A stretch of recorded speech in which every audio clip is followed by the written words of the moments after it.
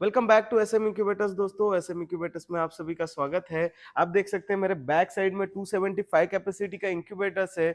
इस इंक्यूबेटर्स को कैसे यूज करना है इस वीडियो में पूरी चर्चा होगी। बहुत सारे किसानों को इस मशीन को यूज कैसे करना है वो ही नहीं पता होता है, तो इसलिए हमने इस मशीन का पूरा डिटेल वीडियो आज आपके लिए बनाने का प्रयास किया है, ताकि हमारा कोई भी किसान उस इंक्यूबेटर्स का अनबॉक्सिंग करता है तो उसको ये वीडियो देखने के बाद काफी ज्यादा हेल्प हो सकती है दोस्तों। तो चलिए वीडियो को शुरू कर सकते हैं। आप देखेंगे ये मेरे सामने है 275 कैपेसिटी का इंक्यूबेटर्स। आप देख सकते हैं इसके सामने आप देखोगे तो मस्त सुंदर सा ऐसा ग्लास दिया है। उसके साथ साथ ये इसका पूरा डोर के अंदर ये पूरा पैनल आता है। उसके साथ साथ आप देखोगे एसएम इंक्यूबेटर्स के यहाँ पे बैजिंग है। उसके साथ ये डोर क्लोजर है, आप देख सकते हैं इस टाइप का पूरा डोर क्लोज है। आप देखेंगे मशीन के बैक साइड में तो यहाँ पे एक इनलेट होल है, आप देख सकते हैं। और उसके साथ साथ आप देखेंगे तो यहाँ पे एक एग्जॉस्ट वेंट है, ये आप मैनुअल के हिसाब से एडजस्ट कर सकते हैं। और उसके साथ साथ ये कंटिन्यू ओपन होता है। मशीन के साथ देखोगे तो आप 2 मीटर लंबी कॉर्ड आती है, इसे मेंस कॉर्ड कहा जाता है। उसके साथ साथ देखोगे तो मशीन के साथ आपको ये एक पानी का बाउल मिलता है। उसके साथ आप देखोगे तो मशीन के साथ ऐसे 3 ट्रे आते हैं। एक ट्रे की कैपेसिटी 91 एक्स के ऐसे 3 ट्रे आते हैं। ये ट्रे फुल्ली एल्यूमिनियम में होते हैं, हमारे यहाँ पे ही मैन्युफैक्चरिंग किया जाता है। आप देखेंगे मशीन का कुछ पैनल इस प्रकार से है। आप देखेंगे ये पूरा गैल्वेनाइज्ड स्ट्रक्चर का मशीन आता है, इसका वजन है 40 केजी का मशीन है। आपको इतना ध्यान रखना है, ये मशीन आपको प्लग करने के पहले आपको जमीन से ऊपर रखना है। आप देखेंगे हमने जमीन से ऊपर रखा है, हमको मशीन ऊपर रखना है। उसके साथ साथ आप देखेंगे मशीन, आप देखेंगे तो देखो मशीन के बैक साइड में एक आदमी घूम सकता है, इतना जगह रखा है। इतना जगह आपको रखना बहुत जरूरी है। बहुत सारे किसान क्या कर देते हैं, ये मशीन दीवार को टच कर देते हैं, तो ऐसी गलती नहीं करना है। सबसे रही खास बात, इस मशीन का पूरा प्लास्टिक रिमूव करना है। ये मशीन आपके पास जब आता है तो ऐसा पूरा प्लास्टिक लगा हुआ आता है, ये प्लास्टिक को पूरा रिमूव कर देना है। मशीन के ऊपर कहीं पे भी प्लास्टिक नहीं रखना है, आपको ये पूरा प्लास्टिक रिमूव करना है। और रिमूव करने के बाद मशीन में कोई भी फड़का नहीं रखना है। नहीं तो बहुत सारे लोग फ्रिज के ऊपर, वॉशिंग मशीन के ऊपर एक कपड़ा लगाते हैं ताकि वो लॉन्ग टर्म तक उसके ऊपर डस्ट ना लगे, तो इसके ऊपर ऐसा कुछ नहीं करना है दोस्तों। बहुत सारे यूजर्स हमारे क्या करते हैं, इसके ऊपर फड़का रख देते हैं, कपड़ा रख देते हैं, उसके कारण मशीन को टेम्परेचर अच्छे से नहीं मिल पाता। ये मशीन का कंसेप्ट बताता हूं दोस्तों। ये देखिए बैक साइड में ये फ्रेश एयर यहाँ से लेता है, उसको लेने के बाद टेम्परेचर और ह्यूमिडिटी ये दोनों चीज बनाता है। और बनाने के बाद आप देखेंगे यहाँ से पूरा एग्जॉस्ट हो जाता है दोस्तों। तो इस हिसाब से मशीन का पूरा वर्किंग है। और इस वर्किंग में आपने यहाँ पे कपड़ा रख दिया तो मशीन के अंदर बनी हुई एयर सो बाहर नहीं निकल सकती है, इसके लिए इसको पूरा निकाल देना बहुत जरूरी है। ये इस प्लास्टिक को आपको पूरा निकालना है। उसके साथ साथ देखेंगे मशीन आपको अंदर से देखेंगे तो कुछ ऐसा है। देखिए मशीन के अंदर 2 सर्कुलेशन फैन होते हैं, उसके साथ साथ अंदर से इस तरीके से होता है, इसमें 3 टर्निंग मोटर होती है। आप देखेंगे तो यहाँ पे ध्यान देना है, आपने ये देखा होगा मशीन का ये मेंस कॉर्ड है, आप देखोगे तो मशीन के मेंस कॉर्ड पे एल और एन लिखा होता है। आप देखेंगे तो एल और एन लिखा है, तो लाइन में लाइन ही आना चाहिए, न्यूट्रल में न्यूट्रल ही आना चाहिए। ये आपका उल्टा आता है तो मशीन को शॉक लगने की संभावना हो सकती है। आपको लाइन में ही लाइन देना है, इतना बहुत जरूरी है। आप इसको उल्टा कर देते हो तो आपका मशीन में शॉक लगने की संभावना हो सकती है। तो इसको लाइन में लाइन देना है, न्यूट्रल में न्यूट्रल देना बहुत जरूरी होता है। तो आप इस तरीके से उसका यूज कर सकते हैं। उसके साथ साथ अभी हम इसको प्लग में यूज लगा रहे हैं, आप देखेंगे तो यहाँ में हम प्लग के अंदर लगा रहे हैं। आप देख सकते हैं फ्रंट साइड से आपको मैं दिखा रहा हूँ। प्लग में लगाने के बाद आप देखेंगे तो ये मशीन के ऊपर पूरा कॉम्पैक्ट किया हुआ डोर पे पैनल देख सकते हैं दोस्तों। डोर के ऊपर पूरा फिनिश के साथ पूरा पैनल यहाँ पे मर्ज किया हुआ है, ये हमारा डिजाइन किया हुआ है। आपको मैं नजदीक से समझाता हूँ दोस्तों। ये पावर ऑन ऑफ है, इससे पूरा मशीन ऑन ऑफ होता है। इसके बाद यहाँ पे फ्यूज है, यहाँ पे फ्यूज लगता है। हाई वोल्टेज आने पे ये फ्यूज ब्रेक होता है, आप इसको चेंज भी कर सकते हैं। हम डोर के पीछे 2 फ्यूज एक्स्ट्रा देते हैं। इसके बाद ये पावर इंडिकेटर है, ये हीटर इंडिकेटर है और ये एक टर्निंग इंडिकेटर है। जब पावर ऑन होती है तो ये कंटिन्यू ऑन रहता है, जब हीटर ऑन होता है तो ये ऑन होता है, हीटर ऑफ होने के बाद ये ऑफ हो जाता है। इसके बाद ये एक टर्निंग है, ये 2 आवर्स में 1 मिनट के लिए ऑटोमेटिक एक टर्निंग होता है, आपको मैनुअल करने की कुछ भी जरूरत नहीं है। इसके साथ साथ ये जो आप कंट्रोलर देख रही है यहाँ पे, ये आपको ये कोई भी सेट नहीं करना है, ये मशीन पूरा सेट किया हुआ आता है, आपको कुछ भी सेट नहीं करना है। मेरे बहुत सारे किसान हैं इस मशीन को सेट करते हैं, तो बिल्कुल भी सेट नहीं करना है, इसमें पूरा सेटिंग करके आपको मिलता है, क्योंकि यहाँ पे लगा है टेस्टेड बाई एसएम का लोगो। ये हमारा टेस्टिंग होने के बाद ही टेस्टेड बाई एसएम का लोगो लगता है। इसका मतलब है आपका मशीन पूरा टेस्टेड और कैलिब्रेटेड है, मतलब आपको कुछ भी सेटिंग नहीं करना। अब देखेंगे यहाँ पे मैं दिखाना चाहूंगा, ये देखो ये मल्टी टाइमर है, इसमें टाइमर सेट करके हम इसका टर्निंग का सेटिंग करते हैं। इसके ऊपर कवर लगा है, हम ये कवर ओपन करोगे तो देखेंगे तो यहाँ पे देखो 2:04 हो रहे हैं और ये ऑटोमेटिक पे अभी है। अब देखेंगे यहाँ ऑटो के ऊपर एक लाइन है, ये ऑटो के ऊपर आपको लाइन दिख रहा होगा, देखेंगे आप नजदीक से, देखो ये लाइन दिख रहा है ऑटो के ऊपर। अब देखेंगे अच्छे से, मैं दिखाने का प्रयास कर रहा हूँ, देखो ऑटो के ऊपर एक लाइन है, अभी ये ऑटो के ऊपर लाइन है, मैं आपको मशीन ऑन करके दिखा रहा हूँ। देखो मशीन ऑन हो गया, पावर इंडिकेटर ऑन हुआ, उसके बाद देखेंगे तो ये हीटर भी इसका अंदर से अभी चालू हो जाएगा। लेकिन मशीन का हीटर चालू इसलिए नहीं हुआ क्योंकि इसका टेम्परेचर 38 से ज्यादा है। आप देख सकते हैं यहाँ पे आउटसाइड में बहुत ज्यादा गर्मी है और मशीन अभी चालू था, आपको दिखाने का प्रयास करने के लिए हम इसको ऑन किए। 37.3 पे ये हीटर ऑटोमेटिकली बंद हो जाता है, 37.3 पे ये सेट किया जाता है। हर कंपनी का अलग अलग सेटिंग होता है, हमारा 37.3 पे, आपको इसको चेंज नहीं करना है। कोई भी बच्चे इसको हाथ लगाने से कुछ नहीं होगा, क्योंकि इसका सेटिंग 2 बटन लॉन्ग प्रेस करने से होता है। उसके बाद देखिए दोस्तों, आपको ये टाइमर का बताना चाह रहा हूँ, ये देखिए ये जो टाइमर के अंदर ये ऑटो वाला लाइन है, अब देखेंगे मैं अभी ये मैनुअल बटन दबा रहा हूँ तो ये दबाने से ये ऑन पे चले गया है। देखो ये अंदर वाला लाइन जो है ऑन पे चला गया है, तो ऑन पे चला गया यानी आप देखोगे मशीन के अंदर से, तो देखो अंदर से टर्निंग के जो रैक है वो घूम रहे हैं, आप देख सकते हैं। देखो जो एंगल है टर्निंग के वो घूम रहे हैं, आप देख सकते हैं। लेकिन आपको इसको ऐसी ऑन पोजीशन पे नहीं रखना है, इस लाइन को, अंडर लाइन को सबसे पहले इसको ऑफ पे लाना है। ये ऑफ पे लाया, फिर ऑटो पे रखना है, ऑफ करके इसको ऑटो रखना बहुत जरूरी है। और आप यही पोजीशन में रखना है इसको, ना कोई छेड़छाड़ी करनी है, आपको इस पोजीशन पे रखना बहुत जरूरी है। उसके साथ साथ अभी देखेंगे हम मशीन के अंदर ट्रे और पानी का बाउल कैसे लगाना है।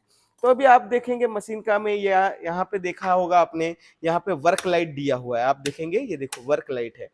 ये वर्क लाइट का मतलब ये होता है जब आप कोई मशीन के अंदर वर्क करते हो, कुछ काम करते हो, तो ही इस वर्क लाइट को ऑन करना है, अदरवाइज इस मशीन के वर्क लाइट को बिल्कुल भी ऑन नहीं करना। इससे कोई चूजे निकलने में कुछ लुकआउट नहीं है, इसका यूज खाली हमें देखने के लिए। देखो फिर ये वर्क लाइट ऑन करने से मशीन पूरा अंदर से ऐसा दिखता है, देखेंगे इस हिसाब से पूरा मशीन आपको नजर आ रहा होगा। यहाँ पे देखेंगे, यहाँ पे फ्यूज है, ये 2 फ्यूज एक्स्ट्रा बताया था आपको, वो 2 फ्यूज एक्स्ट्रा यहाँ पे दिए हुए हैं। उसके बाद मैं आपको ये ट्रे बता रहा हूँ दोस्तों, ये देखिए मशीन के अंदर 3 ट्रे आते हैं। अब इसमें देखेंगे तो एक ट्रे का कैपेसिटी 91x का है। ये ट्रे ऐसे स्मूथ होने चाहिए, देखो कितने स्मूथ है, आप देख सकते हैं। आपको इस ट्रे के मेंटेनेंस के तौर पे आप देख सकते हैं, ये हमारे पास मशीन ऑयल, जो सुई धागा का मशीन होता है उसका ऑयल है। देखो ये आपको खाली ऐसा लगाना है, देखो मैंने यहाँ पे लगा दिया, यहाँ पे डाल दिया, और उसके बाद यहाँ पे डाल दिया, यहाँ पे डाला, उसके बाद में ऐसा पकड़ के यहाँ से देखो, यहाँ से और यहाँ से, इसमें ऑयल ऑलरेडी डला है लेकिन मैं आपको दिखाने के लिए डल रहा हूँ।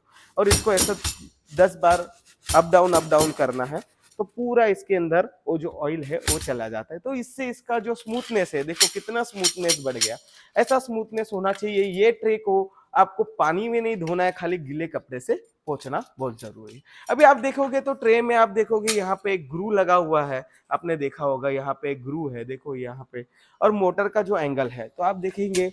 अभी मैं आपको ये ट्रे, निचला वाला ट्रे लगा के बता रहा हूँ, देखेंगे यहाँ देखो, अभी निचला वाला ट्रे है, वो ट्रे देखो अंदर जा नहीं रहा है, अभी गया, देखो ट्रे चला गया अंदर। फिर चला जाने के बाद मैंने यहाँ से देखो ये ऐसा हाथ से हिला रहा हूँ, हिला के बराबर ये ग्रू में परफेक्ट लगा दिया। आप देख लीजिए, इसमें पूरा आपको फंसा देना है। उसके बाद हम सेकेंड ट्रे ले रहे, इस सेकेंड ट्रे में आप देखेंगे तो ये भी देखो, यहाँ पे मैं आपको यहाँ से बता रहा हूँ, देखो यहाँ से ऐसा आप हाथ हिला सकते हैं, यहाँ से देखेंगे आप, यहाँ से ऐसा हाथ को हिला सकते हैं। देखो ये ट्रे रोटेट हो रहा है, आप यहाँ से भी हिला सकते हैं। यहाँ पे एग्स हो गए आपके, लेकिन आप यहाँ से नीचे से उसको हिला सकते हैं और यहाँ पे इस ग्रू में आपको अच्छे से फंसाना है। उसके बाद में आपको तीसरा भी ट्रे आपको फंसा के बता रहा हूँ। ये देखिए, ये तीसरा भी ट्रे मैं आपको फंसा के बता रहा हूँ। ये देखो, ये भी ट्रे फंस गया, ये तीनों ट्रे फंस गए। और आपको मैं बता रहा हूँ, यहाँ पे एक मैनुअल टर्निंग का बटन दिया है, आप देख सकते हैं। ये मैनुअल टर्निंग का बटन है। आप मैनुअल टर्निंग का दो रीजन है। एक तो आपका सबसे पहला रीजन है मैनुअल टर्निंग, आप समझो आपका ऑटो टर्निंग काम नहीं कर रहा, उसके तौर पे कर सकते हैं। और दूसरा रीजन है मैनुअल टर्निंग का, ये लॉन्ग प्रेस बटन है, जितना देर दबाओगे उतना टाइम ही चलेगा। आप देखोगे, अभी देखो मैनुअल टर्निंग का सबसे बड़ा महत्व ये है, अभी देखो आपका टर्निंग का पोजीशन ये तरफ है, तो आप देखो यहाँ पे ये ट्रे बाहर नहीं आ रहा है। देखो यहाँ पे ट्रे बाहर क्यों नहीं आ रहा है, क्योंकि उसका वो जो रॉड है अंदर फंसा हुआ, ये जो रॉड है, ये रॉड कहाँ लगा है, वो ट्रे को फंस रहा है, उसको रोका हुआ है। तो आपको क्या करना है, यहाँ पे मैनुअल टर्निंग का लॉन्ग प्रेस बटन प्रेस करना है। मैं आपको फ्रंट से बताना चाहूंगा। ये देखिए, आपको ये मैनुअल टर्निंग का ये जो बटन है, ये लॉन्ग प्रेस करना है। आप देखेंगे यहाँ पे, तो लॉन्ग प्रेस करने से उसका ट्रे का जो एंगल है, उसका पोजीशन धीरे धीरे धीरे धीरे, देखो मैं लॉन्ग प्रेस करने से उसका पोजीशन चेंज हो रहा है और अभी मेरा ट्रे इसमें से बाहर निकल सकता है। अब इस मशीन में आप ये 275 के मशीन में एवरी 6 डे पे और एवरी 7 डेज पे एग्स लगा सकते हैं, अदरवाइज एट अ टाइम भी लगा सकते हैं। मैं आपको एवरी 6 डे का साइकिल बताता हूँ। एवरी 6 डे में आपको क्या करना है, ये ट्रे में एवरी 6 डे में 91 एग्स भरना है। ये ट्रे में फर्स्ट 6 डे में आपने ये ट्रे भरा, इसमें एग्स लगा दिए। उसके बाद में सेकेंड वीक में ये ट्रे भरना है और थर्ड वीक में ये ट्रे भरना है।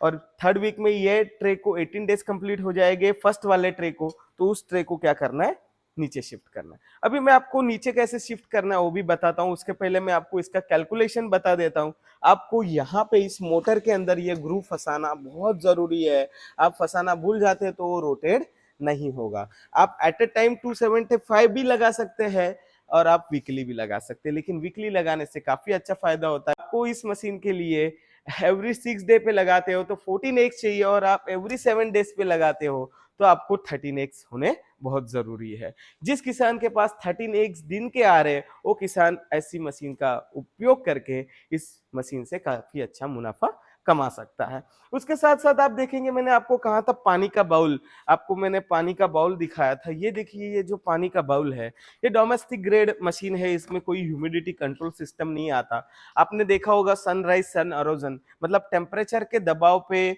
जो ह्यूमिडिटी है उसका दबाव निर्भर करता है। तो हर मशीन में ऐसा पानी का बाउल आता है, वो आपको उतना ह्यूमिडिटी मेंटेन कर देता है। क्योंकि इस मशीन में कोई फॉगर नहीं होता, क्योंकि फॉगर से उसमें मेंटेनेंस बहुत ज्यादा होता है। हर 15 दिन 2 महीने में वो फॉगर खराब होता है, उसके पीछे आपको भागना पड़ता है। ये नेचुरल ह्यूमिडिटी मेंटेन करता है, तो इसमें आप उतना पानी भर दोगे तो उतना ही ह्यूमिडिटी मेंटेन होता है। आप देखोगे तो आपको क्या करना है, प्योर कॉटन का जो कपड़ा आता है, प्योर कॉटन का कपड़ा आपको इसके नीचे रखना है। ये पूरा नीचे ऐसा पूरा रख देना है प्योर कॉटन का कपड़ा, और इस पानी के बाउल को चारों ओर से सेंटर में लगाना है। देखो ऐसा सेंटर में लगाना है, इसमें डेली पानी फिल करना है। वो आपको बिल्कुल भी भूलना नहीं है दोस्तों, इसमें डेली पानी फिल करना है। और ये जो आपके इस ट्रे के अंदर जो एग्स लगे हैं, अभी फर्स्ट वीक में यहाँ पे एग्स लगा है, सेकेंड वीक पे यहाँ पे लगा है, थर्ड वीक्स में यहाँ पे लगा है। लेकिन जिस एग्स को 18 डेज हो जाएंगे, उस एग्स को ये ट्रे के बाजू में शिफ्ट कर देना है। यहाँ पे जो ट्रे लगे हैं उसके बाजू में उस एग्स को शिफ्ट कर देना है। ऐसा भूलना नहीं है, मैं वापस रिपीट कर रहा हूँ। फर्स्ट वीक में यहाँ एग्स डाले, सेकेंड वीक में यहाँ डाले, थर्ड वीक्स में यहाँ डाले। थर्ड वीक्स में यहाँ के जो अंडे थे, इसको 18 डेज कंप्लीट हुआ, ये अंडे को हमने कहाँ शिफ्ट किया, नीचे शिफ्ट किया। नीचे हमने ये पानी के बाउल के बाजू में रखा। पानी का बाउल बिल्कुल भी निकालना नहीं है, वैसे ही रखना है, उसमें उतना ही पानी भरना जरूरी है। और उसके बाजू में मैंने अंडे रख दिए, ये जगह खाली होगी। वापस यहाँ पे मेरे दूसरे सप्ताह में यहाँ पे अंडे लगेंगे, मतलब आपका पूरा वीकली का साइकिल चलता रहेगा। इस मशीन में आप एवरी 6 डे पे 91 एग्स लगा सकते हैं या एवरी 7 डेज पे लगाते हैं। एवरी 6 डे पे लगाते हैं तो मंथ में आपके 5 बैच निकलेंगे, और एवरी 7 डेज पे लगाते हो तो मंथ में आपके 4 बैच निकलेंगे दोस्तों। ये पूरा वीकली साइकिल का सिस्टम होता है। आपने देख लिया होगा, इस हिसाब से इसको ऐसे लगाना है। इतना ध्यान रखना है मशीन यूज करने के पहले, इतना ध्यान रखना है मशीन यूज करने के पहले मशीन 4 घंटा ऑन रखना है, पानी रख के उसको ऑन रखना है, वो बहुत जरूरी होता है। मशीन आपको दिखाता हूं, जब टेम्परेचर 38 के ऊपर चला जाता है तो इस एग्जॉस्टेबल वेंट को आपको खोल देना है। जब आपका 30 के ऊपर चला जाता है टेम्परेचर तो इसको खोल देना बहुत जरूरी है। तो दोस्तों आपके यहाँ पे आउटसाइड टेम्परेचर 38 39 है, तो मशीन के लिए आपको आउटसाइड टेम्परेचर मेंटेन करना बहुत जरूरी है ऐसे मशीन के लिए, क्योंकि आउटसाइड टेम्परेचर ये 40 है और मशीन में तो 37.5 ही सेल्सियस लगता है। तो ऐसी सिचुएशन में आपको इस मशीन को कोल्डेस्ट जगह पे रखना है, जहाँ पे टेम्परेचर 30 to 31 सेल्सियस आउटसाइड आपका रूम टेम्परेचर हो, ऐसी जगह पे रखना है। आपका 32 सेल्सियस के ऊपर चला गया तो मशीन में हाई टेम्परेचर जाने की संभावना आती है, इसलिए आपको गर्मी के सीजन में मशीन को ध्यान देना है, उस हिसाब से आपको रखना है। ये आपको कोई इंक्यूबेटर्स वाला नहीं बताएगा, लेकिन आप ऐसी 600 वाली जो इंक्यूबेटर से ये देखोगे तो इसमें आउटसाइड टेम्परेचर 40 सेल्सियस होने के बाद भी ये मशीन इफेक्टिव होती है, क्योंकि इसमें टेक्नोलॉजी ये अलग होती है, इसमें टेक्नोलॉजी अलग होती है। ये डोमेस्टिक इंक्यूबेटर है, जिनके पास 50 मुर्गी का पालन है वो किसान इस मशीन का उपयोग करता है, और जिस किसान के पास 100 से 125 मुर्गी है वो किसान ऐसी मशीन की तरफ जाता है। तो आपको मैंने एग्जाम्पल के तौर पे बता दिया कि आपको आउटसाइड टेम्परेचर मेंटेन करना बहुत जरूरी है। बहुत सारे किसान गर्मी के टाइम में आउटसाइड में कूलर लगाते हैं ताकि मशीन को टेम्परेचर हॉट ना मिले। तो इसके लिए मैंने आपको बता दिया 32 सेल्सियस के ऊपर हमारे रूम टेम्परेचर जाने नहीं देना है। आप देख सकते हैं इस हिसाब से इसका पूरा वीकली का शेड्यूल था, मैंने आपको बताया। आप वीकली लगा सकते, एट अ टाइम लगा सकते। आप एट अ टाइम लगा रहे हैं, आपको एट अ टाइम एग्स लग रहा है मशीन में, तो इसमें एट अ टाइम आपने 275 एग्स डाला, और उसके बाद आपको क्या करना है, यहाँ पे आप देखेंगे ये जो टाइमर है, ये देखिए यहाँ पे ये जो टाइमर है, ये टाइमर को क्या करना है आपको मैं दिखा रहा हूँ। देखो यहाँ पे जो टाइमर है ना, इसको मैंने ऑफलाइन पे ला लिया, तो अभी टाइमर नहीं होगा 18 डेज के बाद, और वापस आप एक लोड करोगे तो इसको ऑटो पे रखना बहुत जरूरी होता है। तो ये समझ गए, ऑन ऑफ ऑटो। और उसके साथ साथ आप देखोगे यहाँ पे, देखो ये हीटर का लाइट चालू हो गया है, और अभी देखो 37.3 पे ऑटोमेटिक बंद हो जाएगा। इस मशीन के ऊपर सब जगह हमारा नंबर दिया गया है। आपको कुछ भी क्वेरीज है आप मुझे जरूर फोन कर सकते हैं। देखो मैं आपको हीटर बंद होते हुए भी बता रहा हूँ, 37.3 पे ये पूरा हीटर इसका ऑटोमेटिकली कट ऑफ हो जाता है, और इसमें पूरा थिन फिल्म लगा है बाहर से, इसके वजह से इसका टेम्परेचर आपको बढ़ता हुआ नजर आएगा, क्योंकि उस हिसाब से उसको पैक किया जाता है, उसमें थिन फिल्म लगाया जाता है मशीन क्लीन होने के कारण। आपने देखा ये हीटर बंद हो गया। अभी मैं आपको इस टाइमर में बताना चाह रहा हूँ ये टाइमर का सेटिंग भी कैसा होता है। मैं आपको देख रहा हूँ, दिखा रहा हूँ, देखो ये भी देख लो। आपके टाइमर में ये टाइमर बटन दबाने से देखो एक ऑन का क्या सेटिंग है, एक ऑफ का क्या है, फिर दो ऑन का क्या है, दो ऑफ का क्या है। देखो ये सारी टाइमर्स लगी है, मैं आपको एक एक करके दिखा रहा हूँ। किसी के पास ये सेटिंग ना हुई हो, देखो टाइमर बटन दबाने से मैं आपको बता रहा हूँ, किसी किसान के पास ये सेटिंग नहीं हो तो जरूर चेक करिएगा कि ये सेटिंग मेरे पास हुआ है कि नहीं, क्योंकि ये रोटेशन का समय है। जैसे कि 18 बजे ऑन होगा, 18:01 पे ऑफ होगा, 20 बजे ऑन होगा, 20:01 पे ऑफ होगा। ये 24 हार्स का पूरा सर्कुलेशन होता है, 12 तक टाइमर होते हैं, उसके बाद डैश डैश आएगा। देखो अभी कुछ नहीं है, अभी हमें क्लॉक बटन दबाना है और कुछ भी छेड़छाड़ नहीं करना है, इसके ऊपर कवर लगा देना है। ये पूरा टाइमर है, ये कवर इसलिए होता है कोई बच्चा इसको प्रेस करके उसका सेटिंग ना बिगाड़ दे, इसलिए होता है ये। मतलब आप देखोगे तो ऑल इन वन टाइमर होता है, आप आपके जरूरत के हिसाब से इसको सेट कर सकते हैं। कभी इसमें प्रॉब्लम आया तो ये आपके नजदीक भी मिल सकता है, इसके लिए आपको इसका मेंटेनेंस भी काफी अच्छा होता है। तो आपने देखा इस तरीके से था ये पूरा 275 कैपेसिटी का इंक्यूबेटर्स आपने देखा होगा, इसका कैसा यूजर मैनुअल है, और आपने मैंने बताया आपको यहाँ पे 37.3 पे इसका सेटिंग है, या आपको चेंज नहीं करना है, ये ऐसे ही रहने देना है। देखो 37.3 पे ऑटोमेटिकली बंद होता है, इसको कोई चेंज नहीं कर सकता है। उसके बाद आप देखोगे तो यहाँ पे देखिए, यहाँ पे इस हिसाब से पूरा अंदर से ऐसा है मशीन। हर घंटे के बाद मैं आपको दिखा रहा हूँ किस हिसाब से रोटेट होगा। यहाँ पे एग्स लगाते समय आपको ध्यान लगा देना है। अभी मेरे पास एग्स आपको दिखाने के लिए नहीं है। देखो ये कैसे अंदर का जाली टर्न हो रहा है, मैं मैनुअल टर्निंग करके बता रहा हूँ। ये देखिए कैसे अंदर का जाली पूरा टर्न हो रहा है, आप देख सकते हैं।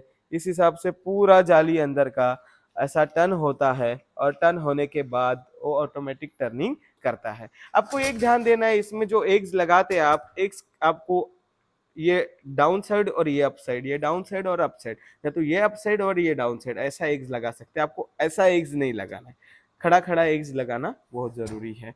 आप इस हिसाब से इस मशीन में एवरी वीक के हिसाब से एग्स लगा सकते हैं। तो दोस्तों ये 275 के इंक्यूबेटर्स में मैंने आपको ऑलमोस्ट बता दिया है इसको कैसे यूज करना है। सबसे रही खास बात, वोल्टेज स्टेबलाइजर लगाना बहुत जरूरी है। आप वोल्टेज कैसे चेक करोगे, तो आप मार्केट में वोल्टेज मीटर आता है, 200-250 रुपीज का एक वोल्टेज मीटर आता है, वो आपके प्लग में लगा के देख सकते हैं कि आपके यहाँ पे इनकमिंग वोल्टेज कितना है। आपके यहाँ 200 के नीचे वोल्टेज है तो आपको स्टेबलाइजर लगाना बहुत जरूरी है, अदरवाइज आपका मशीन में आपको रिजल्ट आने में बहुत सारा दिक्कत हो सकता है। आप देखेंगे हमारे बड़े वाले मशीन में, सभी मशीन में वोल्ट और एम्पियर मीटर होता है, लेकिन ये छोटे मशीन में लगाना पॉसिबल नहीं होता। तो आपको इनकमिंग वोल्टेज बहुत ध्यान देना है उसके लिए, और ऐसा दीवार को मशीन टच बिल्कुल भी नहीं करना है। आप देख सकते हैं ऐसा मशीन दीवार को टच करके नहीं रखना है। एक आदमी घूम सके इतना जगह होना बहुत जरूरी है। ये बहुत सारे किसान गलती कर देते हैं और बाद में हमें बताते हैं सर अंडे तो रखे थे बच्चे निकले ही नहीं, कोई अंडे में बच्चा ही नहीं बना। और इतना ध्यान रखना है, आप आपके पास एग्स कलेक्ट है, आपने फ्रीज में रखे हैं, तो फ्रीज से निकालने के 12 टू 15 हॉर्स के बाद आप इंक्यूबेटर्स में लगाइएगा। फ्रीज से निकाल के तुरंत इंक्यूबेटर्स में नहीं लगाइएगा एग्स, उसके कारण उनको थर्मल शॉक्स लग सकते हैं, वो एम्ब्रियो डेड इन शेल हो सकता है। इसके लिए फ्रीज से निकालने के बाद, आप फ्रीजर में एग स्टोर करते हो तो फ्रीज से एग्स निकालने के बाद आपको 12 टू 15 हॉर्स के बाद इंक्यूबेटर्स में एग्स को लोड करना है। और आपको अच्छी तरीके से मैनेजमेंट करना बहुत जरूरी है। आपका एग स्टोरेज भी बहुत इंपॉर्टेंट हिस्सा है। आप एग स्टोर करते हैं तो कभी भी ध्यान दीजिए 18 से 20 सेल्सियस पे उस एग्स को स्टोर कीजिए, अदरवाइज आपका एग्स जो है वो आपका डैमेज होने की संभावना होती है। तो दोस्तों वीडियो काफी इंफॉर्मेटिव था, आपको ये बहुत हेल्प करेगा ताकि आपको इस इंक्यूबेटर्स के अंदर एग लगाने में जो दिक्कत आ रही थी ये वीडियो के माध्यम से पूरी कवर हो जाएगी। तो वीडियो अंत तक देखने के लिए धन्यवाद दोस्तों। ऐसे ही हमारे 81, 62, 75 के सभी वीडियोस हमारे ये यूट्यूब चैनल पे आपको मिलेंगे दोस्तों। तो मिलते हैं और नई वीडियो के साथ, तब तक के लिए बाय बाय दोस्तों।